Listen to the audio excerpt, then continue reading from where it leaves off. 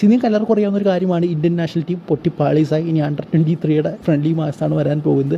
ഇതുകൂടെ പൊട്ടിക്കഴിഞ്ഞ് കഴിഞ്ഞാൽ ഒന്നും പറയാനില്ല. സോ എന്തായാലും ഈ ഒരു മാസമൊക്കെ ഇവർക്ക്, അതായത് ഈ ഒരു അണ്ടർ-23 ടീമിനെ വിജയിച്ചേ മതിയാകുള്ളൂ. അങ്ങനെ വിജയിച്ച് കഴിഞ്ഞാൽ അവർക്ക് ഇന്ത്യൻ നാഷണൽ ടീം, അതായത് സീനിയർ ടീമിലേക്കുള്ള അവസരമാണ് തുറന്നു കൊടുക്കുന്നത് എന്ന് തന്നെ പറയണം.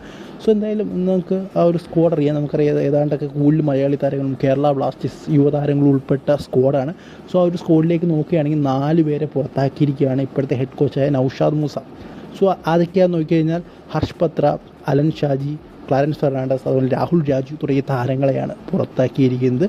സോ എന്തായാലും ഇനിയും 2-3 താരങ്ങളുടെ മിസ്സാകാൻ സാധ്യതയുണ്ടെന്നാണ് പറഞ്ഞു കേൾക്കുന്നത്. സോ ഇതിൽ എടുത്ത് പറയേണ്ട ഒരു കാര്യം എന്ന് പറയുന്നത്, ഒരു കേരള ബ്ലാസ്റ്റേഴ്സ് താരങ്ങൾ പോലും മിസ്സായിട്ടില്ല എന്നുള്ളതാണ്. പക്ഷേ 2 മലയാളി താരങ്ങൾ പുറത്തേക്ക് പോയിട്ടുണ്ട്. അത് അലൻ ഷാജിയും അതുപോലെ തന്നെ രാഹുൽ രാജുവാണ്. സോ എന്തായാലും ഇതിനെക്കുറിച്ചുള്ള നിങ്ങളുടെ അഭിപ്രായം പറയുക. ഏതായാലും കേരള ബ്ലാസ്റ്റേഴ്സിലെ ഉറപ്പായിട്ടും ആ ഒരു ക്യാമ്പിൽ ഉണ്ടാകാൻ സാധ്യതയുള്ള താരങ്ങൾ എന്ന് പറയുന്നത്, ഒന്നെന്ന് പറയുന്നത് നമ്മുടെ യുവൻ മോഹനും കോറോസിങ്ങും പിന്നെ ബികാഷ് യുംനാമും കാണും എനിക്ക് തോന്നുന്നു. സോ ബാക്കിയുള്ളവർക്കൊക്കെ ചിലപ്പോൾ ടീമിൽ നിന്ന് വലിയ സാധ്യതകളൊക്കെ ഉണ്ട് എന്ന് തന്നെ പറയാം. സോ ഇതിനെക്കുറിച്ച് നിങ്ങളുടെ അഭിപ്രായം കമൻറ്റ് ബോക്സിൽ പറയാം. Good bye.